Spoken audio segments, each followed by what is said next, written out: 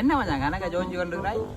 ஓ மட இங்க phone coverage வேலை செய்து இல்லை அப்போ என்ன செய்யணும்னு தெரியும் யோசிச்சு கொண்டு இருக்கிறேன். ஆனால் நல்ல அமைதியாக இருக்குது. இதான் ஃபியூச்சரை பற்றி யோசிக்கிறதுக்கு நல்ல நேரம். ஓமா யோசிச்சு பார்க்கலாம் தான். உனக்கு என்ன ஆசைடா இருக்குது? ஒரு நாள் தான் எங்கள் இடத்துல நல்ல ஒரு கஃபேன்னு தொடங்கணும். கடையாடா?